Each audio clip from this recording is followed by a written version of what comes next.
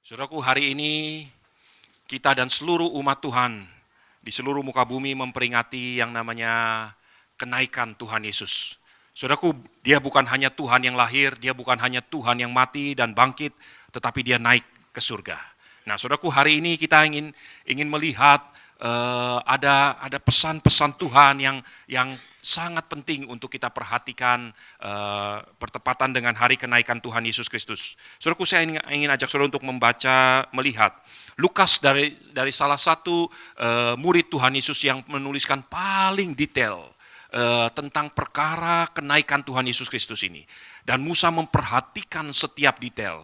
Kemudian detail itu dituliskan di dalam kitab Lukas maupun di dalam kitab para rasul. Karena Musa menulis dua kitab ini. Saudaraku, kita lihat dari Lukas 24. Perhatikan ayat yang ke-50 sampai 53. Lukas 24 ayat yang ke-50 sampai 53. Lukas 24 ayat yang ke-50. Demikian firman Tuhan. Kenaikan Yesus. Lalu Yesus membawa mereka keluar kota sampai dekat Betania. Di situ ia mengangkat tangannya dan memberkati mereka. Dan ketika ia sedang memberkati mereka, ia berpisah dari mereka dan terangkat ke surga. Mereka sujud menyembah kepadanya. Lalu mereka pulang ke Yerusalem dengan sangat bersukacita. Mereka senantiasa berada di dalam bait Allah dan memuliakan Allah. Mereka pulang ke Yerusalem dengan sangat bersukacita. Saudaraku, saya ingin tanya, berapa banyak saudara yang pernah menguburkan anggota keluarga? Entah itu suamimu, ibumu, istrimu, anakmu. Siapa yang pernah pergi menguburkan anggota keluarga langsung yang terdekat? Saudaraku, berapa banyak saudara yang pernah menguburkan keluargamu? Kemudian saudara pulang dan saudara bersorak-sorai dengan sukacita. Ada saudara? Nah, saudaraku, saya ingin sampaikan, waktu saya baca kitab Lukas ini, ada sesuatu yang menarik dan mengganggu saya. Yesus pergi ke surga dan dia tidak akan pernah lagi bertemu dengan murid-muridnya. Persahabatan yang terjalin antara Kristus dengan murid-muridnya. Selama 3,5 tahun mereka makan bersama, mereka melayani bersama, mereka menikmati segala sesuatu bersama. Mereka menghadapi tantangan demi tantangan bersama. Mereka sudah melewati semuanya, bahkan kematian mereka sudah lewati. Dan sekarang waktunya, setelah kematian Yesus kembali lagi. Dan Yesus masih terus bersama-sama dengan mereka 40 hari lamanya. Tetapi hari itu, Yesus akan terangkat ke surga. Dan mereka tidak akan bertemu lagi sampai mereka kembali ke surga. Saudaraku, itu adalah terakhir kalinya Yesus bertemu dengan murid-muridnya. Dan murid-muridnya tahu persis bahwa itu adalah terakhir kalinya. Tidak ada keraguan-raguan. Pertanyaannya, kenapa mereka melihat Yesus terangkat ke surga? Dan mereka sangat bersukacita setelah itu. Saudaraku, saya coba lihat terjemahan-terjemahan lain. Saya pikir mungkin bahasa Indonesia menerjemahkannya keliru. Ternyata semua yang saya perhatikan, semua menyatakan kebenaran ini. Mereka pulang dengan great joy, dengan satu sukacita besar.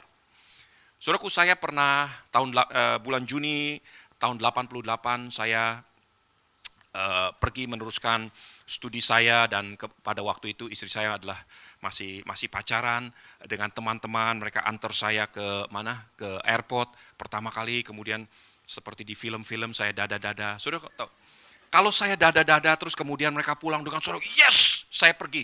Mereka dengan sukacita. Kira-kira apa yang akan terjadi dengan hati saya? Mereka seakan-akan bersorak-sorai menjelang kepergian saya. Saudaraku, mereka pulang dengan mata berkaca-kaca, dengan sedih hati. Padahal saya balik lagi. Beberapa tahun setelah itu saya balik lagi, saudaraku. Tapi itu pun memberikan kepedihan. Akhir tahun kemarin saya mengunjungi anak saya di Washington DC. Pada waktu hari terakhir, pada malam terakhir kita makan malam, saya bicara-bicara dengan ketiga anak saya, kemudian kita berdoa, saya antar dia ke asramanya, ke dormnya dia. Dan setelah saya antar, saya kembali lagi naik taksi dan itu perpisahan terakhir. Setelah mungkin beberapa waktu kemudian dia akan balik lagi atau kita akan bertemu lagi. Tetapi hari itu saya nggak bisa menahan hati saya. Istri saya masih lebih kuat daripada saya. Saya hancur hati. Saya menangis habis-habisan. Saya nggak bisa berkata apa-apa. Saya sampai di hotel, langsung saya telepon lagi anak saya bilang, kamu jaga diri baik-baik, kamu perhatikan ini, perhatikan itu. Hati saya berat sekali melihat saya harus berpisah dengan anak saya. Dengan perpisahan dengan orang yang kita cintai, itu sesuatu yang sangat berat. Selama 3,5 tahun, terjalin satu cinta antara Yesus dengan murid-muridnya. Mereka melayani bersama-sama, mereka makan bersama-sama, tidur bersama-sama, menghadapi tantangan bersama-sama. Terjalin satu kasih mesra antara Yesus dengan murid-muridnya. Ketika Yesus pergi untuk selama-lamanya, justru pada saat itu, mereka bersorak-sorai dengan penuh sukacita. Nah, saudaraku, hal ini membuat saya bertanya-tanya, terus bertanya-tanya. Saya renungkan kebenaran ini. Saya bertanya, Tuhan, kenapa murid-muridnya itu bersukacita? Apa yang mereka lihat yang saya nggak lihat? Kalau saya sebagai manusia, hari itu tentu akan menjadi hari yang saya akan berduka cita. Saya akan merasa sedih saya berpisah dengan Kristus. Tapi justru murid-muridnya, mereka bersukacita, mereka bersorak-sorai dengan sungguh-sungguh. Saudaraku, ada beberapa hal yang dilihat oleh murid-muridnya dan diungkapkan oleh Lukas. Dan kita akan perhatikan ini. Kalau saudara memperhatikan ini dan saudara betul-betul menghidupi apa yang dituliskan oleh kitab Lukas, oleh Rasul Lukas ini, saudara pun akan pulang dengan sorak-sorai apapun yang terjadi. Saudara tahu, 12 murid Yesus, setelah hari itu, hidup mereka tidak lebih baik. Semua mereka, 11 karena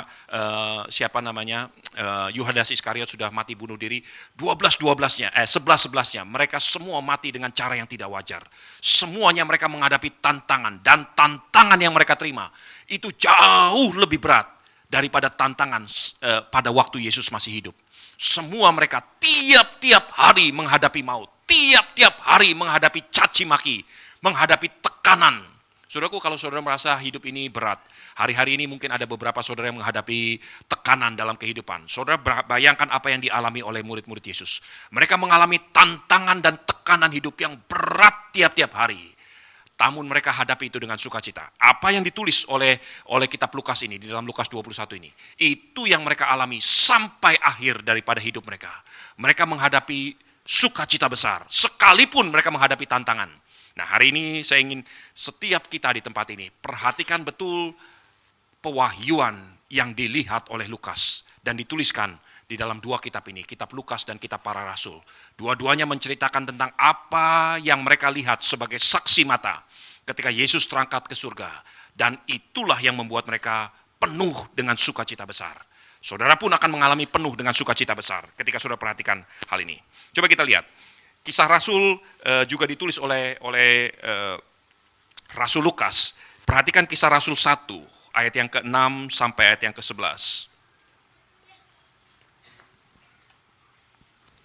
Kisah Rasul 1 ayat yang ke-6, demikian firman Tuhan.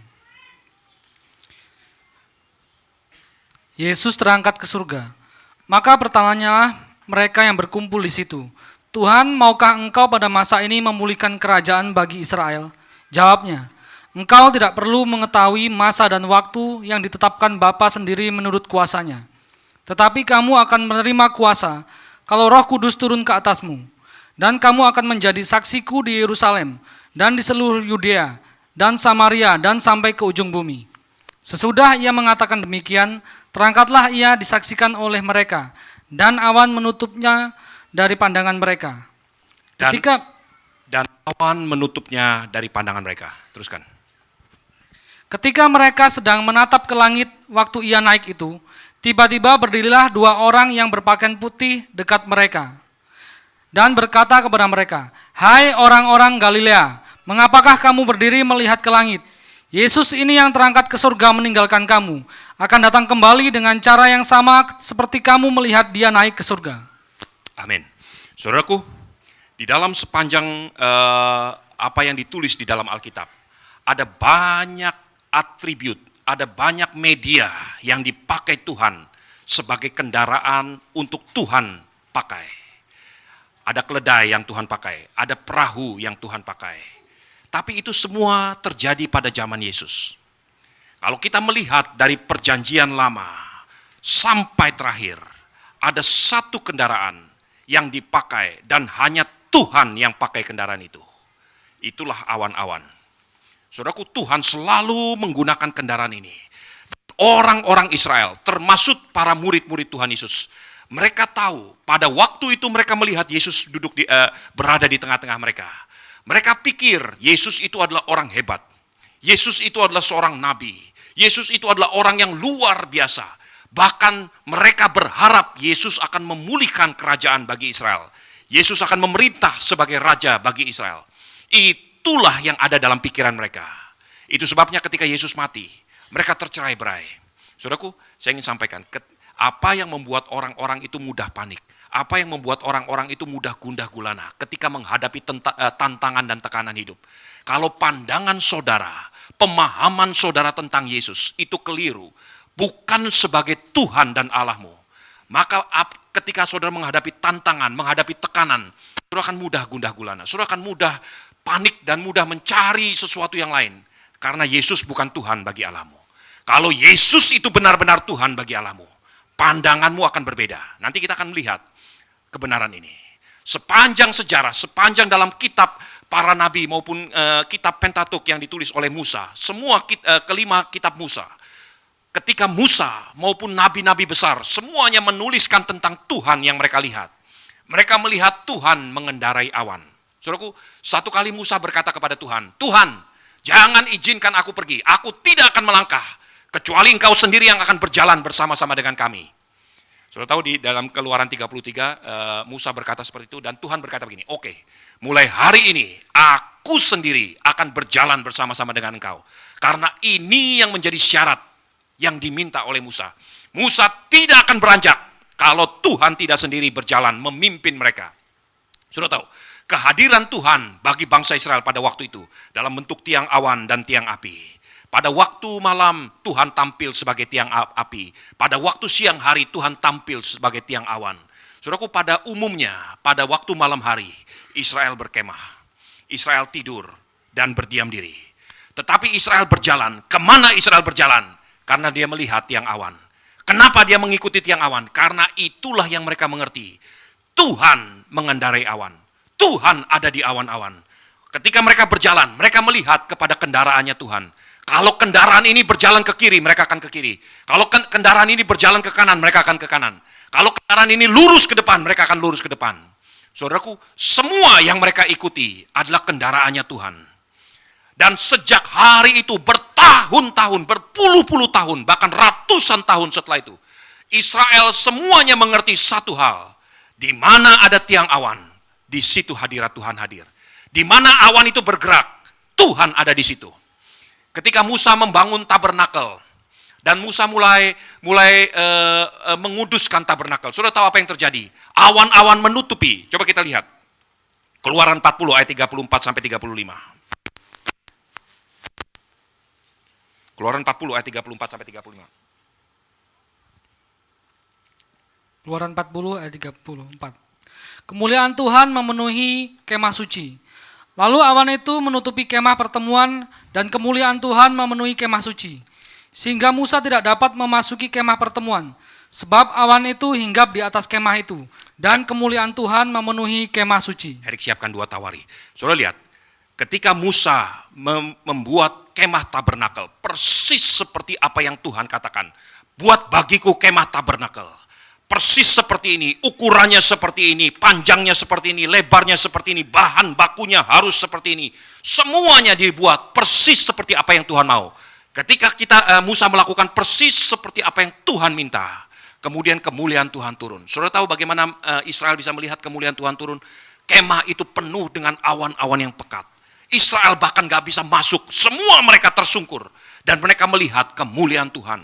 Bahkan Musa sendiri pun sebagai hamba Tuhan, sebagai imam saat itu, tidak bisa masuk ke dalam kemah suci. Kenapa dia tidak bisa masuk? Sebab kemuliaan Allah memenuhi kemah bait sucinya. Saudaraku, bagaimana Israel bisa tahu bahwa itu Tuhan? Karena mereka melihat awan. 2 tawari.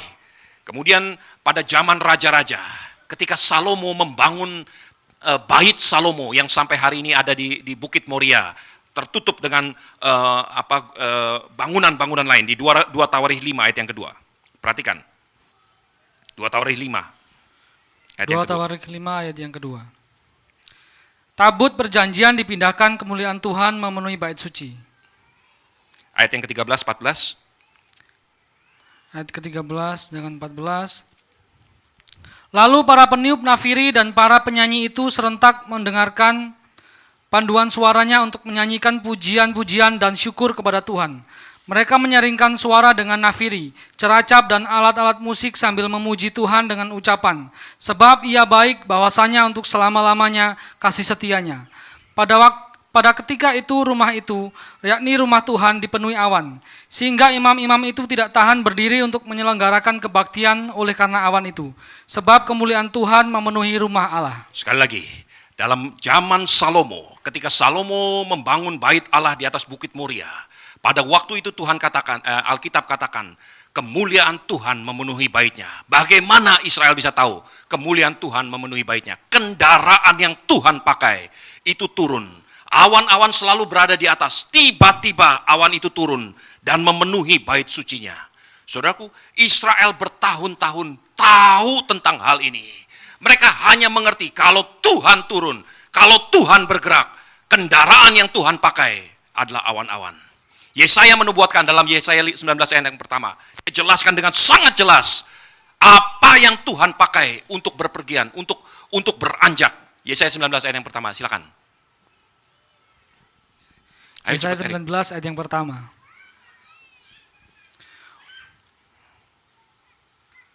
Ucapan ilahi terhadap Mesir. Lihat, Tuhan mengendarai awan yang cepat dan datang ke Mesir. Maka berhala-berhala Mesir gemetar di hadapannya, dan hati orang Mesir merana hancur dalam diri mereka. Berkali-kali ada begitu banyak ayat, saya hanya ingin membuktikan kepada saudara. Bertahun-tahun, dari zaman ke zaman, dari nabi ke nabi, dari generasi ke generasi, selalu orang Israel itu mengerti satu hal. Tuhan Allah Israel, Tuhan Allah yang disembah oleh Abraham, Ishak dan Yakub, itu semua selalu pergi dengan mengendarai awan-awan. Ini satu kendaraan yang dipakai secara konsisten di dalam Alkitab, yang menunjukkan hadirat Tuhan. Saudaraku, kenapa murid-murid itu pulang dengan sukacita? Kenapa mereka pulang dengan sorak-sorai sukacita besar? Karena hari itu mereka sadar, yang mereka ikuti selama 3,5 tahun, bukan cuma sekedar nabi, bukan cuma sekedar orang biasa, bukan imam, bukan raja, tapi dia adalah Tuhan sendiri, sang pencipta langit dan bumi. Itu sebabnya mereka diingatkan kepada banyak perkara yang Tuhan katakan. Di dalam Yohanes 8 Tuhan berkata begini, aku ada sebelum Abraham ada. Mereka nggak mengerti apa maksudnya. Mereka terjemahan lain berkata begini, aku ada sebelum Abraham diciptakan. Akulah yang melakukan semua itu. Mereka nggak mengerti, karena hanya Tuhan yang tahu. Tapi pandangan mereka tidak pernah mengerti. Di dalam Yohanes 4 ketika Tuhan berkata-kata dengan wanita Samaria, yang hari Minggu kemarin saya bicarakan di tempat ini. Ketika Tuhan berkata-kata, wanita Samaria itu berkata, kami dengar dari nenek moyang kami, bahwa Mesias akan datang, dan dia akan menyelamatkan seluruh muka bumi. Dia akan melakukan perkara-perkara dahsyat. Tuhan katakan, I am he, akulah dia, I am that I am. Tuhan menggunakan kata ini. Di dalam Yohanes 21 ketika Tuhan, pada waktu saya di Israel beberapa waktu yang lalu, tour guide kami menjelaskan begini, kenapa ketika Tuhan bangkit, Tuhan menangkap, kali itu Tuhan mengizinkan murid-muridnya menangkap ikan atas perintah Tuhan, dan ketika mereka mendapatkan ikan, jumlahnya ditulis di dalam Alkitab 153 ekor. Kenapa persis seperti itu? Apa maknanya? Apakah ini nggak ada maknanya sama sekali? Tour guide kami berkata begini, 153 dalam sandi-sandi Hebrew, sandi-sandi Ibrani, itu menyatakan begini, I am God, akulah Tuhan. Tuhan ingin menyatakan sesuatu kepada murid-muridnya. Yang memberi perintah kepadamu adalah Tuhan sendiri, pencipta langit dan bumi. Namun semua itu tidak dimengerti oleh murid-muridnya. Hari itu ketika mereka melihat Yesus terangkat dan awan menerima dia, awan mengangkat dia, mereka tahu dia itu Tuhan. Persis seperti berulang-ulang kali dia coba untuk jelaskan kepada murid-muridnya. Hanya mereka nggak ngeh, mereka nggak pernah sadar bahwa yang mereka sembah, yang mereka layani, yang mereka ikuti selama ini adalah Tuhan. Saudaraku, saya ingin sampaikan, kalau saudara mengenal Kristus bukan sebagai Tuhan, saudara bisa lemah, saudara bisa kecewa, saudara bisa patah semangat, saudara bisa apapun yang dunia lakukan, alami. Tetapi kalau saudara mengenal Kristus sebagai Tuhan dan Juru Selamatmu, sebagai Allahmu yang mengangkat, yang terangkat ke awan-awan, dengan awan-awan, saudara akan mempunyai satu pengharapan yang luar biasa. Saudaraku, saya ingin bagikan dua hal dari bukti. Nah, saudara lihat diri saudara masing-masing. Apakah saya ada banyak atribut yang terjadi dalam Alkitab? Tapi dua hal ini menjadi satu test case, satu kunci untuk saudara tanya kepada dirimu sendiri. Satu kali Daniel yang hidup di dalam kerajaan Babilonia, kemudian berpindah kepada kerajaan Media Persia. Daniel berulang-ulang kali dari satu raja ke raja yang lain. Dia terus dipakai Tuhan. Dari Raja Nebukadnezar sampai terakhir dia menjadi pelayan daripada Raja Darius, Raja Media Persia. Pada zaman Raja Darius, Daniel melihat satu penglihatan. Dan kemudian Daniel menubuatkan satu perkara yang akan terjadi setelah kerajaan Media Persia beralih. Saudara tahu sejarah mengatakan kerajaan Babel adalah kerajaan pertama yang menguasai seluruh muka bumi. Setelah kerajaan Babel ada kerajaan Media Persia. Setelah Media Persia ada kerajaan Greka atau Yunani. Baru setelah itu ada kerajaan Romawi. Ya. Nah, saudaraku, pada zaman kerajaan Media Persia, Daniel menubuatkan di dalam Daniel 11. Dia katakan akan terjadi seperti ini, seperti itu, dan sebagainya. Akan tampil seorang raja dengan gigihnya, dengan kekuatan yang luar biasa, dengan cakar yang kejam, dengan taring yang tajam. Dia akan mencabik-cabik Israel. Dia akan mencabik-cabik bait suci Allah. Dia akan merobek semua umat Tuhan. Kemudian Daniel 11 ayat yang ke-32 berkata begini. Namun orang-orang, coba lihat, Daniel 11 ayat 32.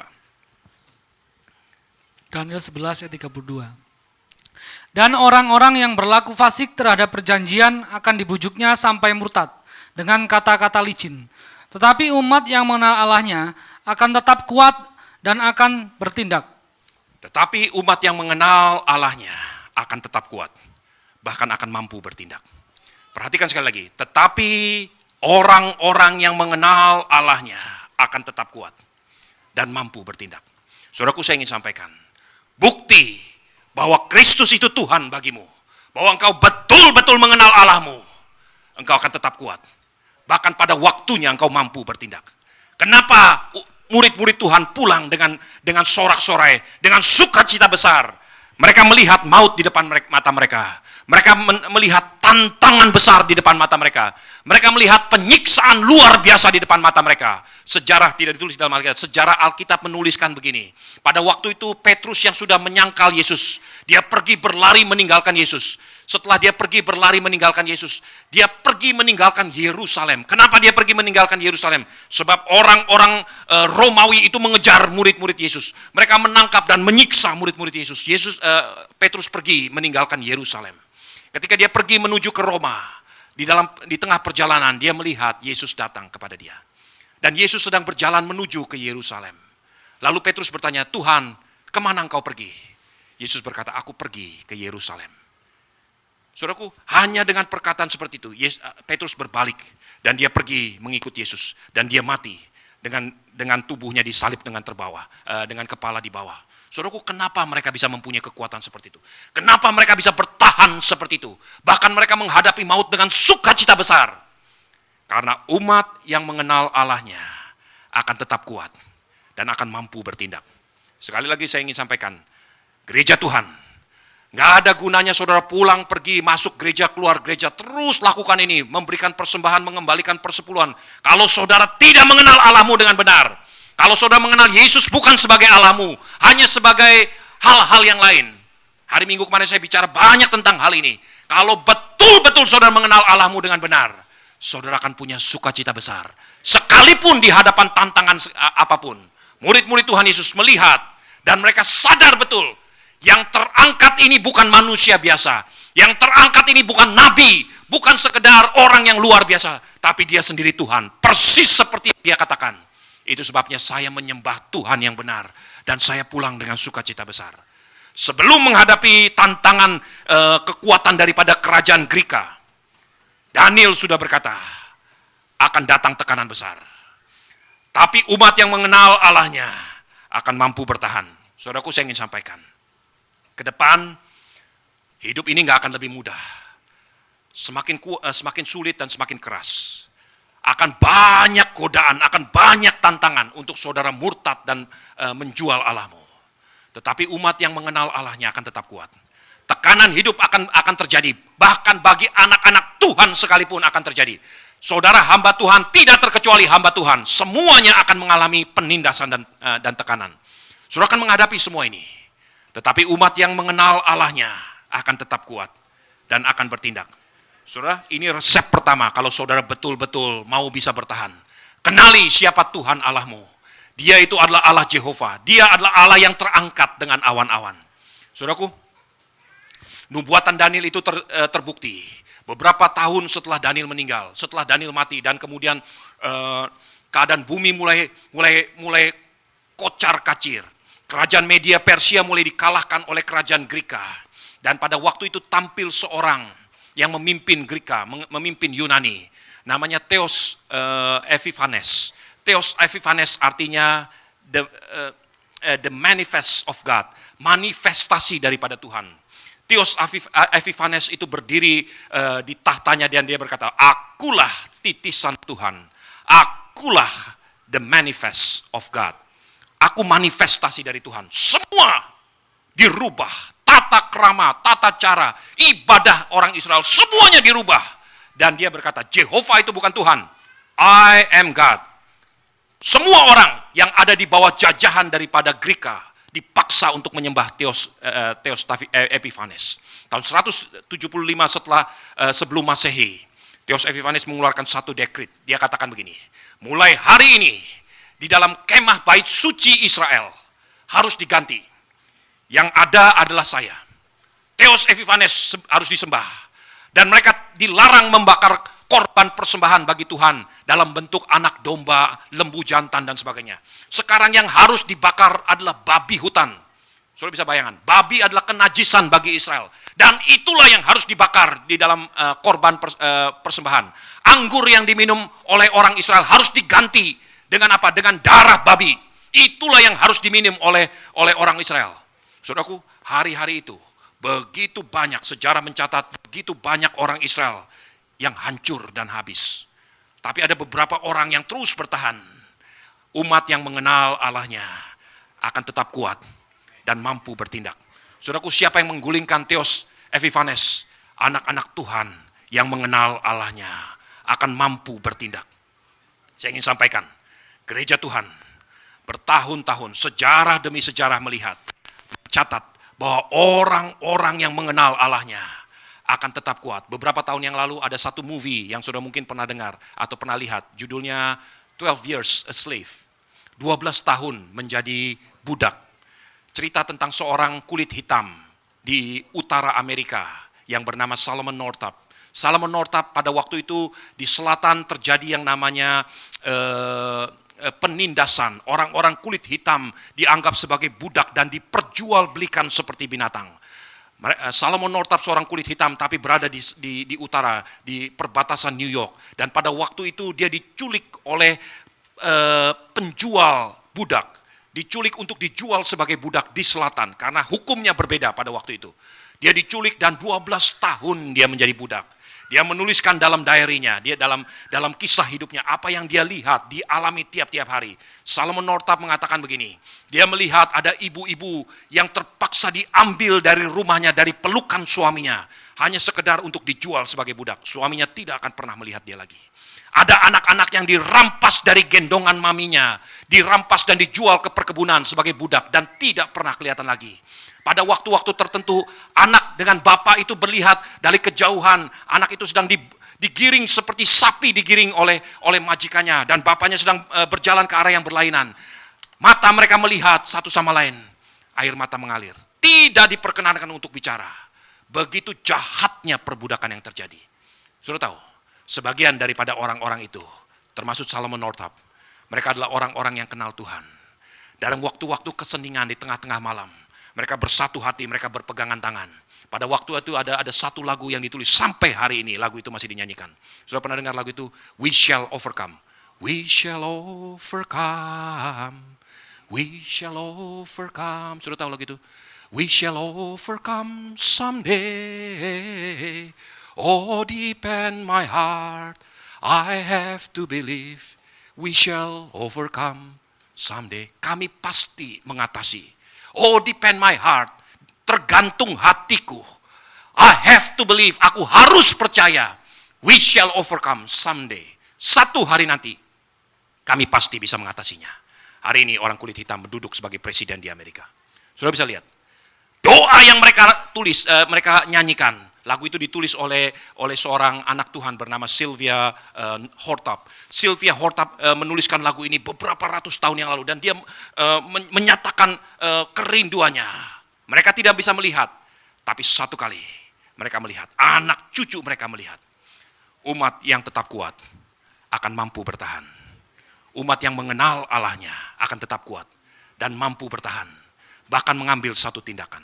Saudaraku, kenalkah saudara siapa Tuhanmu? Hari ini, Lukas ingin bersaksi kepada saudara. Yang naik ke atas surga itu bukan cuma sekedar manusia biasa. Bukan cuma sekedar nabi yang dikatakan oleh kitab para nabi. Atau dikatakan sebagai hamba Tuhan. Dia itu adalah pencipta langit dan bumi. Dia itu Tuhan sendiri. Sebab hanya Tuhan yang naik dengan kendaraan awan-awan. Beyond the cloud, di luar awan-awan, di atas, di balik awan-awan, murid-muridnya melihat Tuhan. Kitab Korintus mengatakan begini, manusia pertama itu telah merampas membawa kita keluar dari hadirat Tuhan. Adam jatuh dalam dosa dan dia membawa semua manusia keluar daripada hadirat Tuhan. Tapi Yesus membawa umat Tuhan masuk ke dalam hadirat Tuhan. Saudaraku, saya ingin sampaikan, ada kabar gembira buat saudara dan saya. Yesus yang saudara dan saya sembah adalah Tuhan Allah yang benar. Tuhan Allah itu terangkat ke awan-awan untuk membuktikan, I am God. Buat apa saudara takut? Buat apa saudara khawatir? Sebagai manusia kita bisa khawatir. Ada banyak tekanan hidup. Tetapi ingat, Tuhan itu Allahmu. Yesus itu Allahmu. Luangkan, kalau saudara betul-betul yakin Yesus itu Allahmu, engkau akan penuh hormat kepada Dia. Engkau akan hidup sesuai dengan firman-Nya. Hormati Tuhan Allahmu mulai hari ini. Betul-betul fahami kebenaran ini. Dia bukan cuma sekedar manusia biasa. Dia Tuhan. Ada satu golongan orang-orang Kristen yang menyebut dirinya golongan orang-orang Kristen. Mereka menyatakan diri, Yesus itu manusia biasa. Yesus itu adalah salah satu dari nabi-nabi. Kalau saudara ragu-ragu dalam kebenaran ini, saudara boleh bicara sama saya. Ada beberapa hal, salah satunya saksi Yehova. Mereka mengatakan mereka menjadi saksinya Yehova, bukan Yesus. Yehova dan Yesus seakan-akan berbeda. Saya ingin sampaikan, Yesus sendiri berkata, aku ada sebelum Abraham. Akulah yang menciptakan Abraham. Aku yang menjadikan semuanya itu ada. I am that I am. Aku adalah aku. Dia Tuhan terangkat dengan kendaraannya ke surga. Saudaraku, itu adalah test case yang pertama. Kalau saudara betul-betul mengenal Kristus sebagai Tuhan Allahmu. Coba kita lihat 2 Petrus 1 ayat yang kedua. Ini hal kedua yang seharusnya saudara lihat dan saudara mampu kenali. 2 Petrus 1 ayat yang kedua. 2 Petrus 1 ayat yang kedua. Demikian firman Tuhan. Kasih karunia dan damai sejahtera melimpahi kamu oleh pengenalan akan Allah dan akan Yesus Tuhan kita. Kasih karunia dan damai sejahtera akan berlimpah-limpah. Kenapa? Karena pengenalan akan Allah dan akan Kristus Yesus. Saudaraku, bukti bahwa saudara itu mengenal Kristus sebagai Allahmu, maka akan ada kasih karunia dan damai sejahtera yang berlimpah-limpah dalam segala perkara, dalam segala tekanan, dalam segala masalah hidupmu. Engkau akan melihat kasih karunia Tuhan. Kasih karunia itu apa? Favor of God. Itu adalah keberpihakan Tuhan. Perkenanan Tuhan ada pada umatnya. Dan damai sejahtera Tuhan berlimpah-limpah. Saudaraku, kalau saya bisa melihat, beberapa kali saya datang ke rumah orang-orang yang menghadapi malapetaka atau menghadapi tekanan. Entah itu kematian, kebangkrutan, kehancuran, apapun. Dengan mudah saya bisa melihat, apakah Kristus itu Tuhan atau bukan. Di dalam rumah itu. Dari mana saya bisa melihat? Kalau ada persungutan, pasti dia bukan Tuhan. Kalau ada komplain yang berat, gitu ya, pasti dia bukan Tuhan. Kalau ada kepanikan yang hebat, pasti dia bukan Tuhan. Di tengah-tengah badai, orang-orang yang mengenal Tuhan sebagai Tuhan, mengenal Kristus sebagai Tuhan, dia akan penuh dengan damai sejahtera dan perkenanan Tuhan. Saudara nggak bisa dibohongin. Sederhana sekali. Saudara bisa melihat, ketika engkau mengalami masalah besar, mengalami tekanan besar, mengalami pencobaan besar, apapun kebangkrutan, kematian sekalipun, sederhananya, apakah ada damai sejahtera dan kasih karunia Tuhan? Kalau ada damai sejahtera dan kasih karunia Tuhan, di dalam tengah bahaya sekalipun, engkau akan tetap bisa bersyukur kepada Tuhan. Karena Dia itu Tuhan. Dan ini yang Petrus katakan, kasih karunia dan damai sejahtera Allah, akibat pengenalan akan Allah dan akan Kristus Yesus Tuhan kita, melimpah-limpah di dalam kehidupan orang percaya. Billy Graham menulis satu cerita tentang, bukan cerita, kesaksian tentang sahabatnya, bukan orang Kristen. Seorang yang sangat brilian, Dr. Sullivan, Monroe Sullivan. Dia bercerita tentang dia berkali-kali Billy Graham bersaksi kepada dokter ini untuk terima Kristus sebagai Tuhan Allahnya. Satu kali dokter ini pergi mengikuti satu conference. Harusnya conference itu terjadi di Moskow, di Rusia. Tetapi di tengah jalan pesawatnya itu mengalami kerusakan besar. Sehingga dia harus mendarat di satu kota kecil, beberapa cukup jauh, sekitar 1 jam dari kota Moskow. Dan di kota kecil itu dia terpaksa mendarat dengan tiba-tiba dan nggak ada apa-apa. Betul-betul deserted place, kota yang sangat sederhana. Saudaraku, ketika dia mendarat di situ nggak ada rumah yang layak untuk ditinggal, nggak ada hotel yang layak, ada losmen biasa. Dia tinggal di satu losmen, Dr. Sullivan, tengah malam pintu kamar diketuk. Ada seorang berbahasa Rusia, seorang dari sepertinya orang Siberia. Orang Siberia berbahasa Rusia mengetuk pintunya dan berkata, "Dokter, engkau Dr. Sullivan?" "Betul, saya Dr. Sullivan." "Bisa tolong saya, mami saya sakit keras." Dr. Sullivan tanpa pikir panjang dia kemas tasnya, dia kemas jasnya karena itu dingin sekali. Dia kenakan jubahnya, dia pergi berjalan mengikuti gadis kecil ini. Bukan gadis kecil, gadis ini ya. Dia pergi berjalan sekitar setengah jam berjalan masuk ke tengah-tengah perkampungan, ke tengah-tengah rumput-rumput, hutan-hutan, kayu-kayu. Akhirnya dia menemukan satu rumah kecil. Dia masuk ke rumah kecil itu, anak gadis ini mengatakan, "Itu mami saya ada di kamar situ." Dia tanggalkan jubahnya, dia pergi ke kamar itu dan dikatakan, ibu sakit. Dia periksa, beberapa waktu dia obati, dia lakukan sesuatu di situ. Kemudian syukurnya nyawa ibu ini tertolong. Dr. Sullivan berkata begini, "Ibu, saya ingin sampaikan, kalau saya terlambat untuk datang, ibu pasti sudah mati. Kenapa ibu nggak mencari pertolongan lebih awal? Sampai syukurnya anak ibu memanggil saya untuk datang." Wanita tua ini melihat Dr. Sullivan dengan tercengang-cengang. Dia katakan, "Anak yang mana?" "Anak ibu yang datang ke saya, mencari saya." Dia katakan gini, "Saya cuma punya satu anak. Dan itu sudah mati 10 tahun yang lalu. Jubahnya ada di lemari itu." Dr. Sullivan bingung. Anak gadis itu nggak ada. Dia ke lemari itu, dia lihat jubah yang dipakai anak gadis yang datang ke hotelnya. Ada di situ tergantung dalam keadaan kering. Sepatunya semuanya dalam keadaan kering. Siapa yang datang ke tempat dia? Dr. Sullivan gak bisa berkata-kata. Dia keluar meninggalkan rumah tua itu. Di depan ketika dia mau berjalan keluar, dia melihat salib Kristus. Dan dia melihat satu pernyataan ini. Orang-orang yang mengenal Tuhannya. 1 Petrus 2 tadi. Orang-orang yang mengenal Tuhannya, dia akan penuh dengan damai sejahtera dan kasih karunia Tuhan. Saudaraku, saya ingin sampaikan, dalam tekanan, dalam bahaya, ketika saudara tidak mampu berbuat apa-apa, saudara akan lihat perkenanan Tuhan ada padamu. Kalau engkau jadikan dia Tuhan Allahmu. Kadang-kadang memang betul-betul sebagai manusia, saya pun mengalami berkali-kali, saya nggak bisa lakukan apa-apa. Seperti Daud berkata di dalam Mazmur 121, "Pada dalam keadaan tekanan berat, aku melayangkan mataku ke gunung-gunung. Dari mana akan datang pertolonganku? Gunung mana yang akan menolongku?" Tetapi Daud berkata begini, "Pertolonganku datang dari Tuhan, pencipta langit dan bumi." Hari ini sebagai hamba Tuhan saya ingin sampaikan, pertolonganmu datang dari Tuhan, pencipta langit dan bumi. Andalkan Tuhan, jangan andalkan gunung-gunung.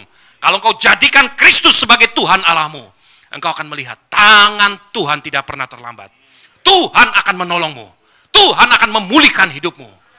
Karena Dia itu akan melimpahkan kau dengan damai sejahtera dan perkenanannya. Orang-orang yang mengenal Allahnya dengan benar, dia terus akan mengucap syukur dalam hidupnya. Kenali Allahmu. Itulah yang membuat murid-muridnya pulang dengan sukacita besar. Dia tahu persis Yesus yang terangkat hari itu adalah Tuhan. Dia betul-betul Allah yang dinubuatkan oleh Musa, yang dikatakan oleh Abraham, yang dikatakan oleh para nabi, yang dilihat oleh Yesaya. Semuanya itu menunjuk kepada satu pribadi. He is God. Kristus itu Tuhan. Saudaraku, itu alasan pertama. Itu yang dilihat pertama oleh murid-muridnya. Coba kita lihat lebih jauh lagi. Lukas 24 tadi. Lukas 24 ayat 50 sampai 53. Lukas 24 ayat yang ke-50, demikian firman Tuhan. Kenaikan Yesus. Lalu Yesus membawa mereka keluar kota sampai dekat Betania. Di situ ia mengangkat tangannya dan memberkati mereka. Dan ketika ia sedang memberkati mereka, ia berpisah dari mereka dan terangkat ke surga. Mereka sujud menyembah kepadanya, lalu mereka pulang ke Yerusalem dengan sangat bersukacita. Mereka senantiasa berada di dalam bait Allah dan memuliakan Allah. Amin. Saudaraku, ada satu perkataan, satu pernyataan berbunyi begini.